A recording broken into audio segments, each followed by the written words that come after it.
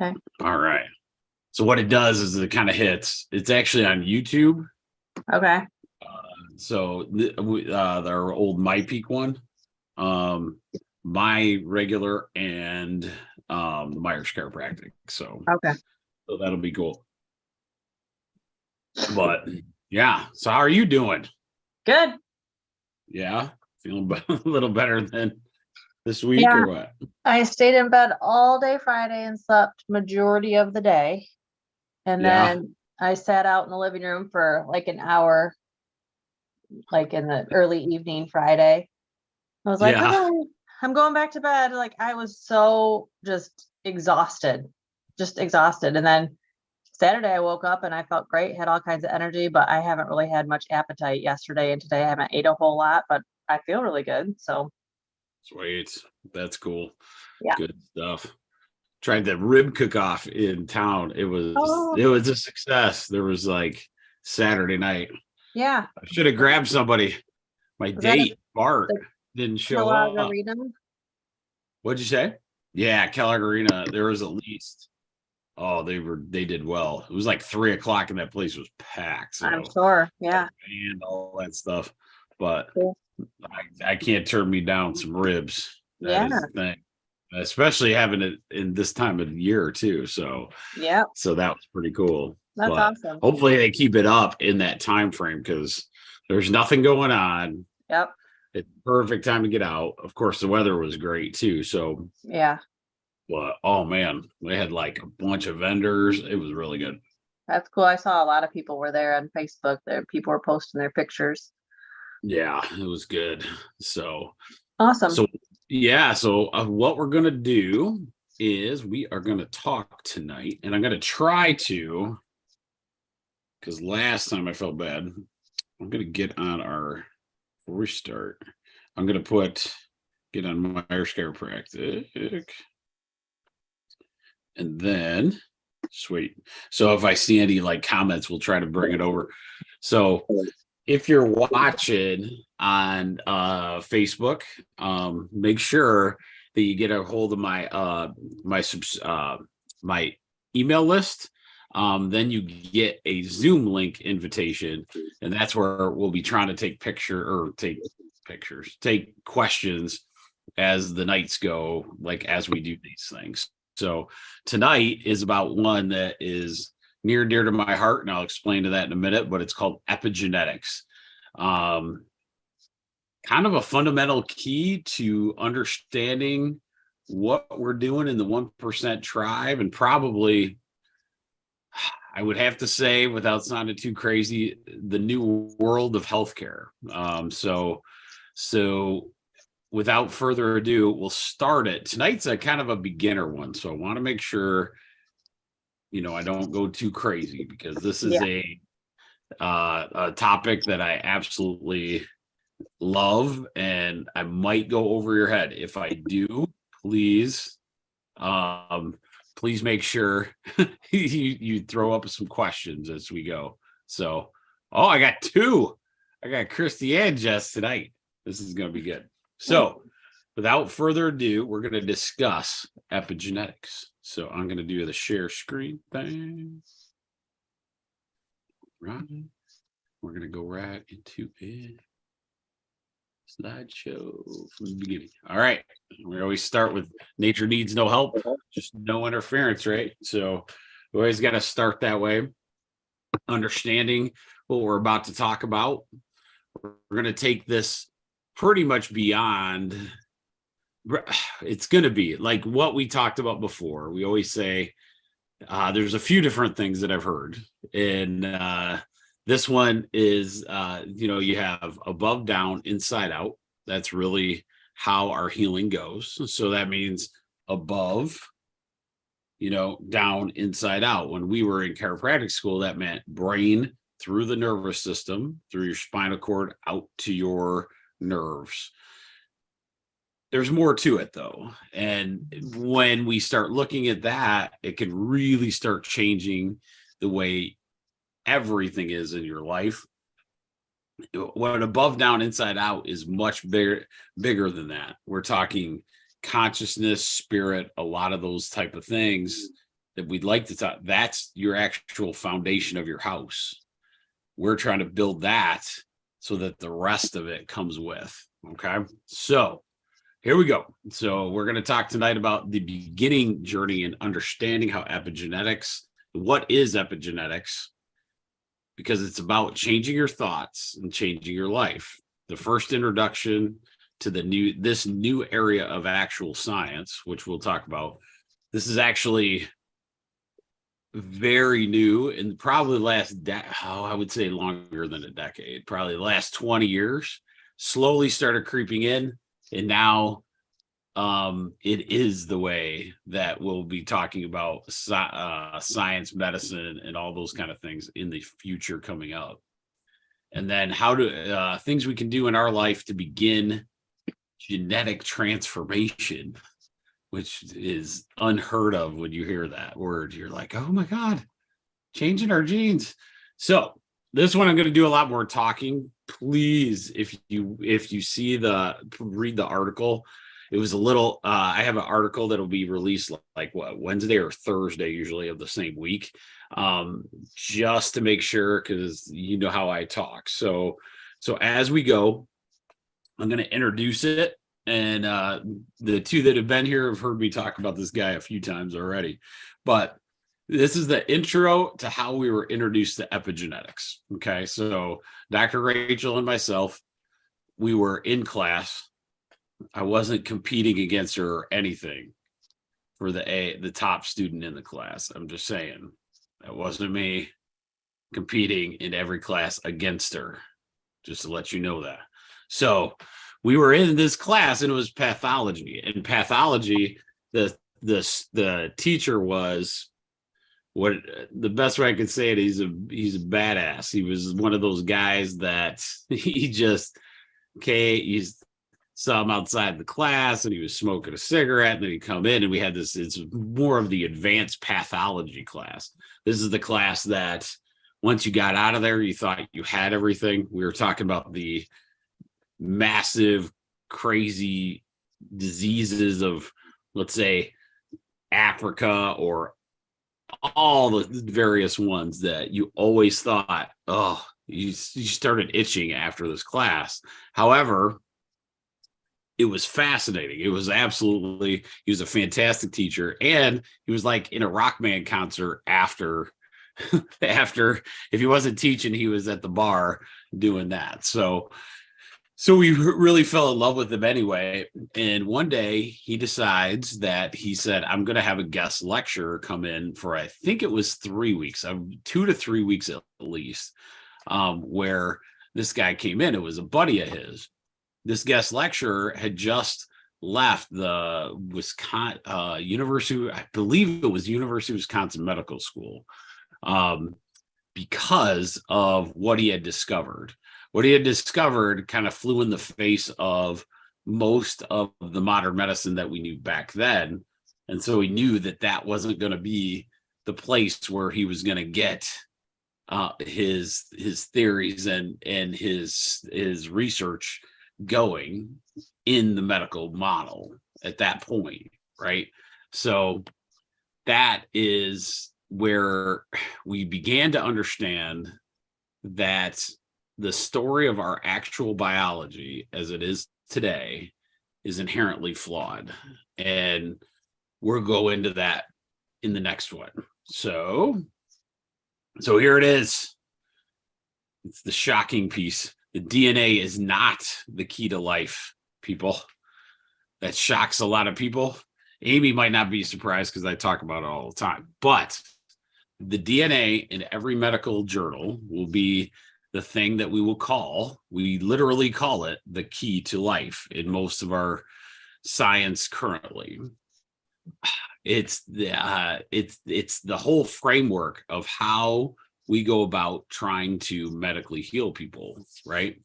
So what this is, and we're going to go into an example of this, but we first have to understand what DNA is and what your genes are. Okay. So DNA is basically your storage of genes. Genes are what it says. It says the genes carry the information that determines your traits, which are features or characteristics passed on to you or inherited from your parents. Each cell in the human body contains about 25,000 to 35,000 genes. These are also, just to add to that, these are also the things that build the proteins, that build the muscle, that build all your different pathways, right? So your genes are kind of the building blocks to essentially make things happen in your body. The DNA is basically the storage of those genes. It's the floppy disk to the program. So you have what do we got now? The little fob thing, the USB device. It's your USB. It would be your little DNA, and then your programs would be on that, right? So that ages me with the floppy disk thing. That was pretty sad. So the genes in our body essentially make up who we are from a physical body perspective. These, like we said, the genes build things, they run things, they are the blueprints of how we run. Okay. So we're going to use, which we've already started to, the best, easiest analogy I've ever found is to understanding genes is understanding you're purchasing a new computer. So think of this is going to sound weird, but you're like that new computer you bought is the baby. Okay. So go from that perspective. So that new computer is the baby. All right. Okay. So when we are born, which is us going to the store and buying the computer in the box. Okay. So that is the time that we are born. So when we are born, we have genes that are being expressed at that time. There's genes when we're born that you have to, so you get unboxed into the world, right? So you have this new computer, and it would be kind of worthless if it had no programs on it, correct? Right? You would think, well, I'd like to have something on there so that I can run it, right? So as the baby, and the best example I can give is you have to do a few things once you turn that computer on. So turn the computer on and you start it to run. You see what programs are on there. You got to kind of do that. That's essentially a baby, right? So a baby is being born, starting to run the computer programs around there. Maybe you had some, let's say the computer came with Microsoft Office, right? So that was already on there, so you don't have to download that. Okay. That's the genetic expression of the baby at that time. Okay. So then if we go from that framework of this new baby, it has all these genes that it has to start doing. Now it begins the download period. Now you're going to try to put on programs on your computer that you want to run. Okay. So you want to run from the time the baby is born to the age of 6, the baby is a downloading machine. So it has this giant, it's a very fast moving computer, right? So you can download as many programs as you need in that time frame. It's recording constantly downloading new programs to run. Okay. That, as they're doing that, they're learning the environment as well, or learning to use the programs. That's why in the article, I'll do it anyway tonight, but it was like the time that when my brother Ryan was born, and I was so upset because he decided he was going to try to grab goose poop and try to eat it, because that is what a baby does. They put everything in their mouth. Why? Because they're trying to run these new programs in this new environment that they haven't been exposed to. So all that input output, they're constantly getting all over the place, right? The places you don't want them to go, they have no idea, and they're trying to explore those different things. So that's that age group. So you have from when you're born to 6 years old, you're constantly downloading these programs. What's interesting is about 7 years old, we start to play on a more a more regular basis, you start playing back the programs that you were running. Okay. So, or you learned in that first 6 years, that you start to do that more often because you have this confidence in your environment. Now you understand how the function works. I'll give you an example that I love. One of my good friends, in life in general, I love talking to him when I can. I have a friend that's he had cerebral palsy when he was a kid. Him and my brother, or his brother, and me were really close, and he was a little younger. But he's about 6 foot. If you stretched him all out, we figured out from his cerebral palsy, he'd probably be about 6'10", 6'11". He is just a big, tall kid. One of the things that was interesting is that he learned the program when he was a baby until he was 6 of physically walking. Okay. His body, regardless that he had this, so cerebral palsy, if you don't know, is a lot of muscle spasms to the point where you can't, it's called, I would want to call it spastic paraplegia, but I might be, or paralysis in a sense. Is some kind of there's muscle paralysis in certain muscles of his body that don't allow the physical movement. But what should be fascinating to all of us is a kid that was born not having the same ability to walk per se actually ends up figuring out how to do it because of the program they're watching. They're watching this this program happen.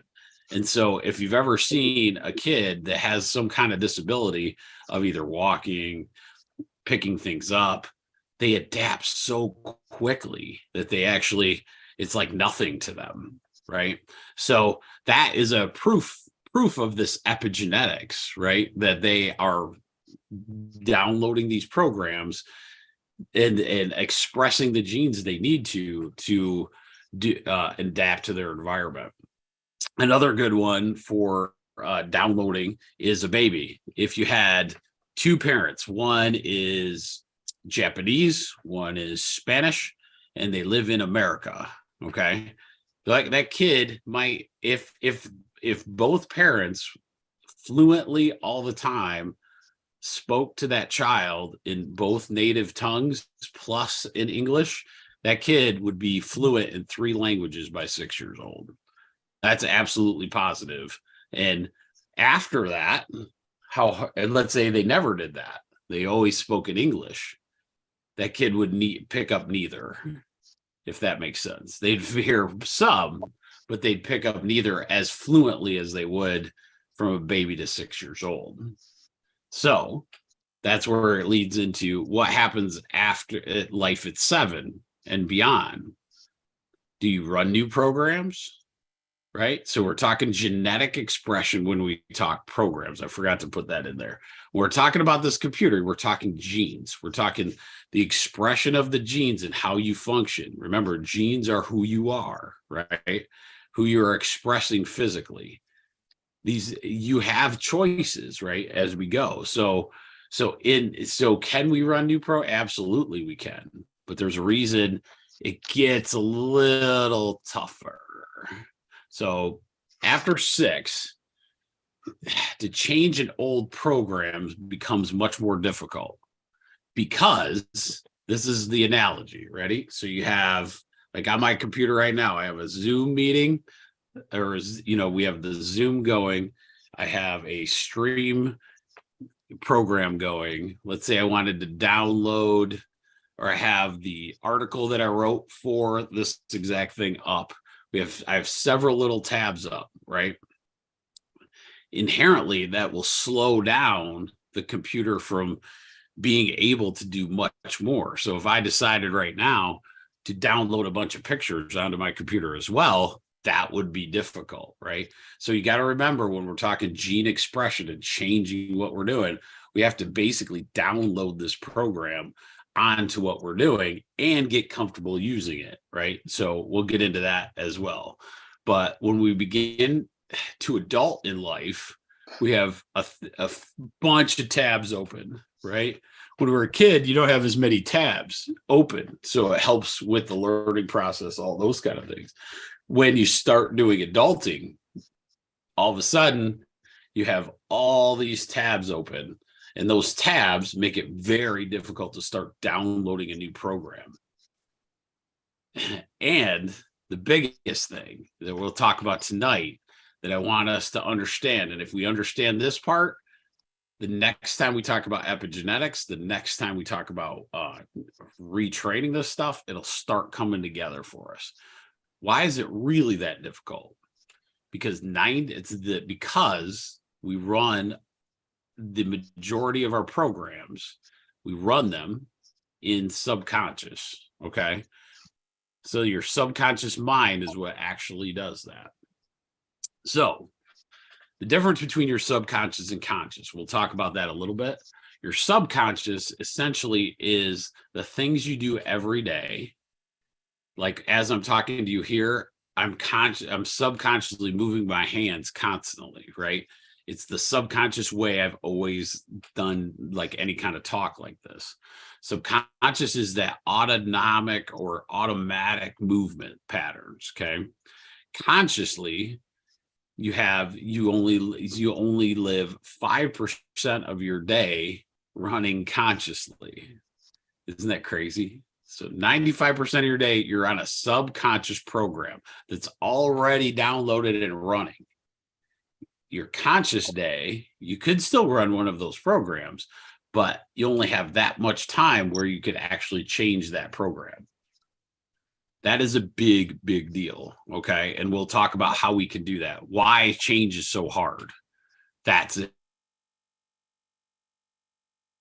Running this program all the time. Consciously, you're only running 5% of the day, so that's a massive difference.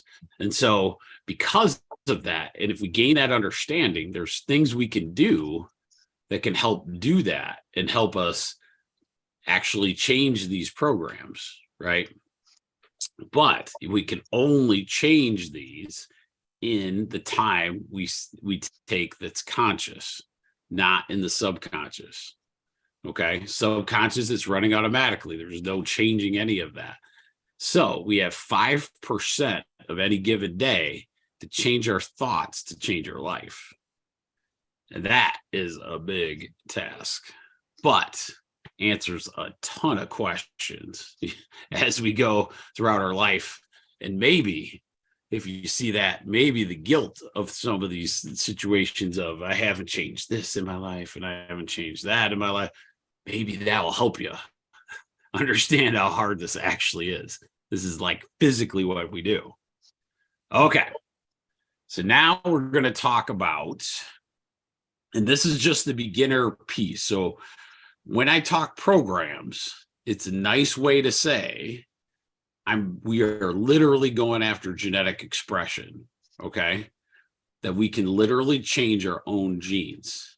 So I know it's programming that we're talking about, with the analogy, but we're talking about the genetic expression. It's a little hard to think of that in your head though, right? So what are some of the ways we can change our programs? Some of my favorites on your own is the biggest one is conscious repetition.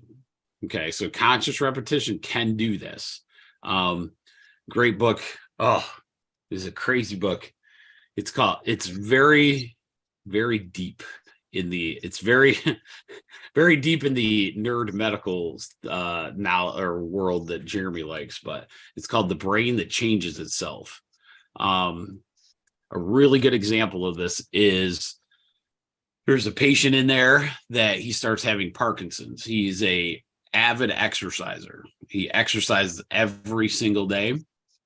He's done that for his whole life. Every single day he's getting out half hour at least, doing something, always in that portion. He is diagnosed with Parkinson's. He decides that he is going to, okay, well, if I am going to get diagnosed with Parkinson's, I should exercise more. Well, he starts getting worse and worse and worse based on the exercise that he starts doing this high intensity exercise. One day he was walking with his wife and getting kind of down, pretty down from understanding that what his life may look like with this Parkinson's, because, you know, it's very depressing, especially for, you know, the people that get it. They can feel that slow something they right. And, you know, there's not a lot you can do about it. Well, he starts walking down the, you know, down the block with his wife, and his wife does something strange. She starts smacking his hand every time he starts to shake. He wasn't shaking all the time, but once his subconscious program started running, and he didn't have a conscious thought process of his hand, that's when the shaking would start. His program would start running. So she started just lightly tapping his hand. He said, you know what, how about we just walk together? And this will get into a couple of these other ones as well. So they start doing it. Her job as they're walking is to hit his hand lightly, you know, as he goes. He wrote a book, and I wish I could tell you the name of it, where he cured himself. Well, him and his wife did. They went back and they didn't believe this 6 years, I think, later, they thought that he would be in a major stage of Parkinson's. He was almost in the beginnings. He still had a little shake, but almost no signs of it, right? And it was based on, and he stopped working out as hard because he was exhausting his body, allowing that subconscious brain to take over when he got fatigued, right? So that was another thing that was occurring. But his wife, figuring out, just hitting his hand slightly, brought his subconscious, it broke the subconscious pattern, allowed him to consciously start walking again. And that repetition over time got him out of that. And so conscious repetition of any habit is the key, right? So, and we'll talk about so many cool things with this as we go, but we have to lay the groundwork first for the next one. So, all right. So then the other one is writing down a subconscious habit you'd like to change. So understanding the habits that you currently have that may be sabotaging you in so many different ways, right? So there's so many subconscious things that you can notice throughout your day, but you have to sit back and see, hey, what is happening in my world that I could change, right? That, you know, as you go. Like, I'll give you an example for me. Mine was always, and one reason I'm doing this at 9:00 at night, 9:00 at night was always the time of Jeremy's snack time.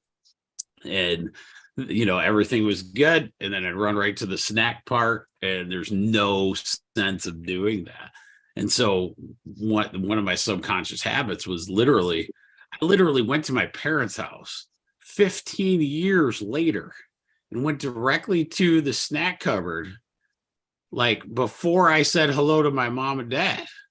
That's how hard these subconscious programs are ingrained in your body. It was so funny. They didn't have anything in there, which was very disappointing because compared to what we had as a kid. But I'm just saying, like, that was the thing. But think about how deep that program is when you're talking subconscious habits.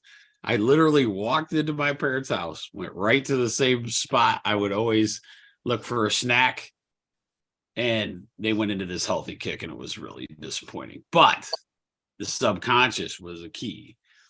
Another one to really think about is, and a lot of people do this in a couple areas, but I'll show you some other ways to do this. An accountability partner or a coach. Okay. Many times we think of like a personal trainer. I know Amy is that she becomes a beast child when they start working out, like with her accountability partners. Like a coach, maybe in whatever that subconscious habit is. We hear about them in partners of, let's say, exercise or like weight loss. Those are all really good. Whatever that subconscious program is that you would like to change, do it. Mine are fascinating. Mine was, I did, well, and in all my athletics, you always had a coach. One reason is to break the subconscious programs of doing certain movements a certain way. But, like I've been through a health coach. I love doing that part for the healthy eating habits. One that no one knows about, I did a financial coach when I was younger to understand how to really budget for a family. Found one kind of random. We did it, but it was an ability to create an accountability, and I was the better off, and my subconscious program of financial was better right after that. The biggest one I'd have to say was a business coach. So I had a business coach probably 5 years into practice that, I'll be honest with you, I don't know if we'd be where we're at as an organization currently if I did not do that. And it's one of those things that we could have done the day-to-day subconscious program and not worked on the things that I wanted to do as a good boss or as a good business owner, and all those things are so critical. This next one is kind of cool. Bruce Lipton has a great book on this. It's called The Honeymoon Effect. So if you haven't read it, you should. Ask your significant other, and be careful of this next one, asking your children, what are your subconscious programs? Have the conversation. It's fascinating. Like, I don't know if I'm going to ask my daughter, Allie, anytime soon.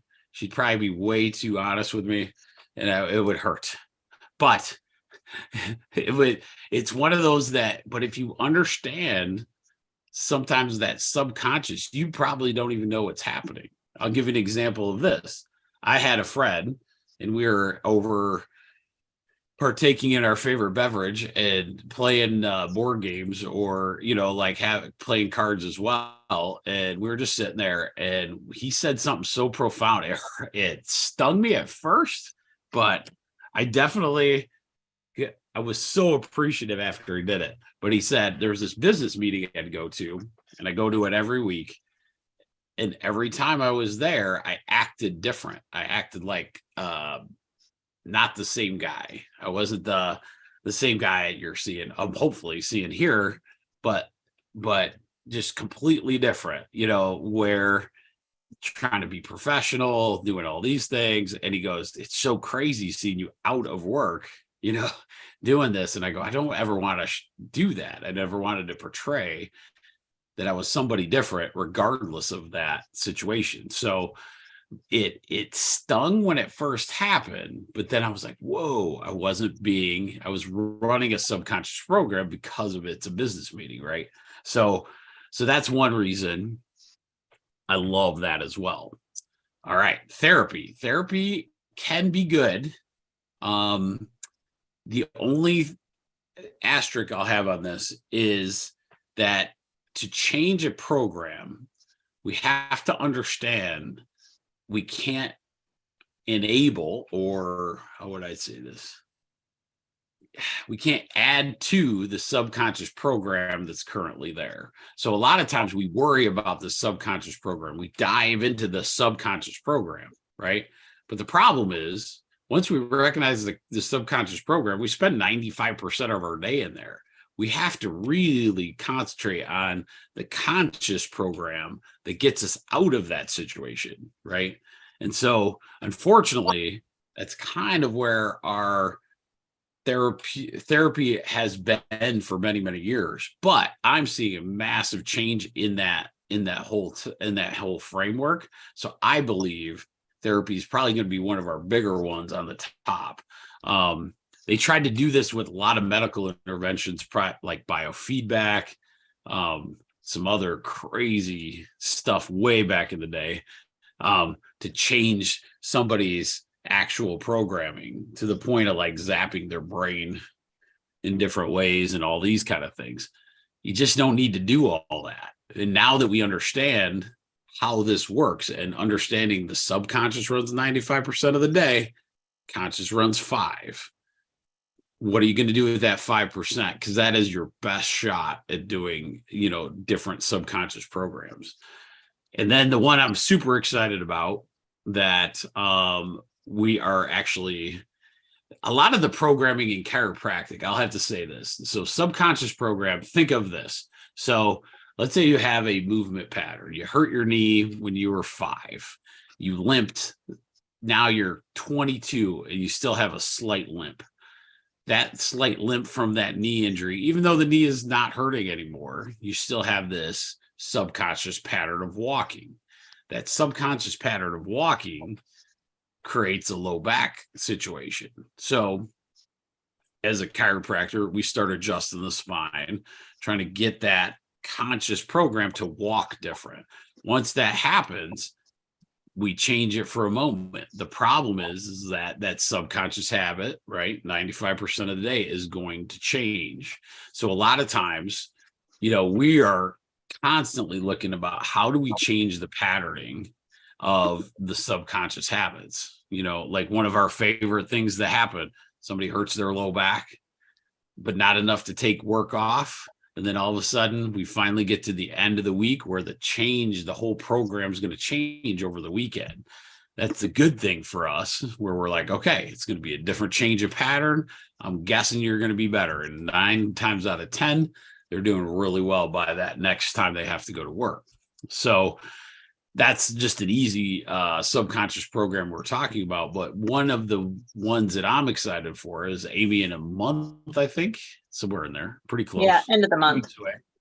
Is she's going to help us with a holistic approach to helping with all the patterns, right? So the patterning is going to be so cool because we'll be able to kind of help in all different areas of changing our genetic expression through those thought patterns. So our last part, like what we do every time, what are we going to do for our 1%? So we are going to identify a program. I like using easy ones. That's always my favorite. Use an easy one first and work on it. Figuring out what is the best way to currently help out of that, all those different ways. Is it repetition? Is it a coach? Is it therapy? Is it any of those different patternings? Is it ask your significant other for help? It's really hard to change your own programs. I'll just tell you that. Like, that is a thing that we have to kind of focus in on, at least getting a partner that understands what you're trying to accomplish and seeing those things happen. All right. The next one, talk to your significant other or kids and see what programs you might not be aware of you're running. So, how coming home, huffing and puffing, good day. Let's say you had a great day at work, but you still come home and do the same huffing and puffing, sit on the couch, don't talk for a while. What is that subconscious program that you're running that people around you notice, right? And so you say, okay, what can I do about that? And then maybe they can help you do that. All right. So find a coach in the area that interests you. So if you have a coach, if you want to do something in the personal training, do that. Financial, business, weight loss, nutritional, all those different things. Having that coach with you to help you in that conscious time to be able to start changing that subconscious program could be a huge deal. And then this is a big one this time, because I hope I made sense tonight, but read my article, because I think the article is really good. And that will help you understand this. This one is one of those where you might have to do it a couple times. So, because we're going to hit this topic more and more each time. There's so much to it. We're just touching the little bit of the peak of this sucker. The neat thing about it is once we start that change, you're changing your genetics. You're talking about stuff that we have told for eons that we are not don't have the ability. Once you're born with them, you're stuck. That is not true. If you saw back in the first slide, there's 25,000 to 35,000 genes per cell. We don't have to be stuck with anything. We can rewrite and recode and redo and run the programs we want to. That's the key, right? And so if we start with that framework, we can get really, really good information, and it's just going to be fantastic. So, right. I'll open it up for any questions. How about you? Is that good? Yeah. That okay, Yeah, good. All right. that's good. Okay.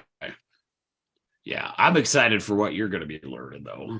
Yeah. So I'll give you a little insight on what Amy's going to go through. There's something that I use quite a bit, and it's more on the holistic framework. We use this thing called muscle testing, and muscle testing is very nuanced, holistic, getting more and more accepted as we go. We've chiropractors used it for eons. Helps with the guide of this kind of stuff, and it's a kind of a lie detector in a sense, like an easier lie detector, and that is always fantastic. Like, it'll help you discern, because a lot of times if I'm running a subconscious program, this is how powerful yours is going to be. You don't know what the subconscious program is that's sabotaging your other moves going forward. And that's what you're going to learn. And I believe in a chiropractic office, this is going to be like a game changer, because those are people that are looking to change the program most of the time, right? So anybody looking holistically is going to really, really like this. And I get to be your like first patient. I'm already calling it. So that's how that works. So Jess or Chris, do you guys have any questions on this one?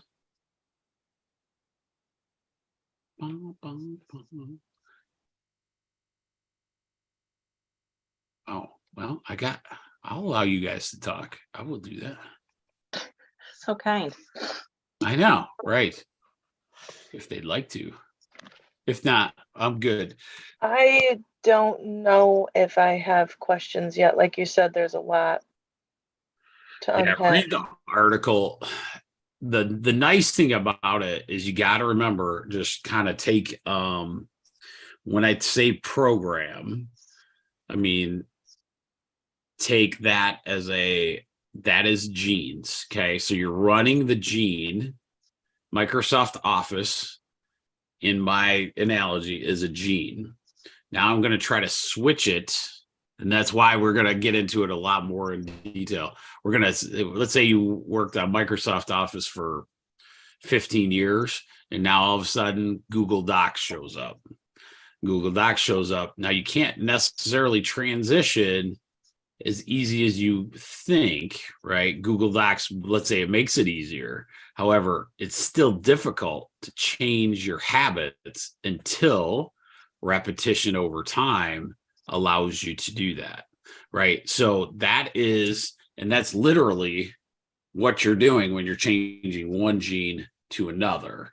Now, as we go, there's going to be times in healthcare or in health in our body where these subconscious programs are running without you even knowing they're existing. There's a reason my nickname was Duck in high school, is because I walked exactly like that, with my feet way out like a duck. And so, no one even knew my first name. It's sad. Even knew that. I got out in doctor school and they still didn't know what it was. It's so crazy. I'm like, it's Jeremy. Oh my God. So anyway, well, so this makes sense. What happened that, is the pattern. I'm sorry, go ahead. It makes sense, like, after a certain age, you're kind of replaying the program that you've seen, because like we just had our second home study for adoption this morning, and one of the things that runs through my mind is if we don't have a newborn and we get like a 2-year-old or a 4-year-old, they've already been exposed to certain things. Correct. You know, and I think that's why there's a lot of kids out there that are available to be adopted, but most of them are past 5 years old.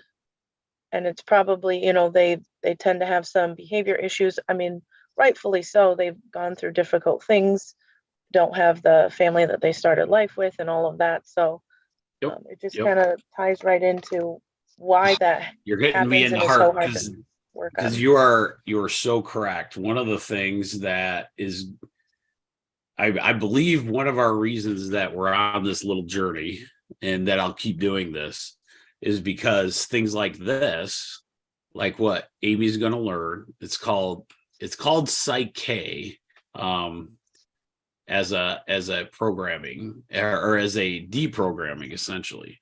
I really believe we're on the cusp of having this be something where those kids will have access to, you know, like right now, when you're asking a kid to change their subconscious, and we have no tools for that, right? And we'll learn tools as we go. The only thing that helps them a lot of times is like a parent like you that will understand that the subconscious program's running 95% of the time. So when we in our conscious program and have figure out an ability to change those, you know, what the world will open up for these kids because of that behavior issue, right?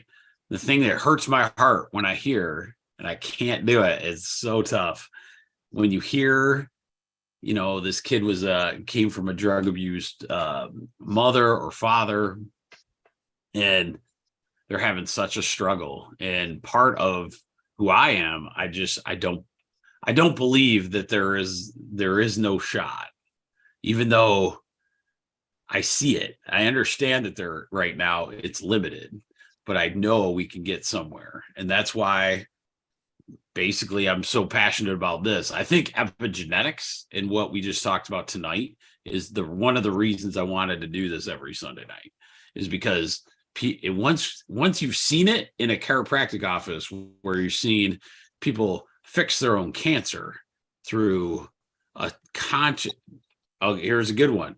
So how many times has prayer healed someone? Why? Because they changed their conscious programming on top of this. They got connected, right, to the spiritual realm that we'll talk about later, because that's one of the interesting things about Bruce Lipton, the biggest atheist you'd ever hear about before this.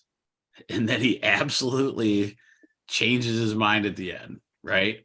But what Jess just said is the key. Like, if we can help, if we can do anything for these kids to have them run programs that are more beneficial to their life, you know, it's going to be a game changer. You're going to see people getting adopted, all these adopted kids that'll be no problem because they didn't learn a different pattern, right? So I totally agree. With that. So next week, I'm going to change it up. I'm going to do this just for Amy. And who is the other one that we're going to do a kraut lesson. I decided sauerkraut lesson 101. Carla. Carla, that's who it was. We're going to do a kraut. I'm going to get some good videos of me not in the kitchen. I tried. I'm not lying. I tried videoing it. Like, all you see is like sausage hands, chop. I am not the Food Network guy. Don't quit your day job. Yeah. Oh my God. I'd have to cut like half of it out because I was like all over the place. Way harder. Rachel cooks out there. I don't know how she does it. Blows my mind. Like, it makes her thing look good. I have no idea. Like, I'm chopping stuff. And it's really not a pretty concept on the sauerkraut, but this one will be really good. And then we'll push her stuff too. Pretty awesome. But man, hopefully you guys had a good night. I hope you enjoyed it. Yeah. I hope to keep going on this and hit some other cool things as we go, you know, on the scale of all these things. Because I really believe most of our subconscious programming is why some of these dreams that we've always had have a hard time manifesting. And so when we talk visualization, that sounds good, but then we got to run the subconscious program the rest of the day. What if we had an answer to that? Like, so hopefully we'll all come together and find it, right? So it could be in, just doing, because it always seems good when that coach is with you, but then when they're not, why is that separation? And so that's kind of what our goal is in this 1% tribe. So do something like that this week. Be careful asking your kids. That's all I have to say. Hey, I think, it's just cut and dry with your kids. You don't have to, your spouse might beat around the bush because they don't want to hurt your feelings. So just go straight to the kids and get it over with. Your kids are the ones I want to ask. They're the straightest up kid. Oh, yep. man. If you ever get to meet her kids, they're just straight. You can just talk to them however. It's awesome. It'll be interesting. You've done well. I'm a little worried about the laundry list that Allie will have for me. Yeah, I was gonna say you should go straight. I go on to Rachel. Rachel be kinder. I don't know. I know. Maybe Lexi. Oh, yeah, Lexi. I'll put $20 on the table. Yep. Side near me, and then ask the question. Maybe. There you go. All right, guys. Well, enjoy your night, and thanks for hanging. Yep. We got up to 4. So sweet. Fun. I know. We're gated. See you tomorrow. All right. See you guys. Take it easy.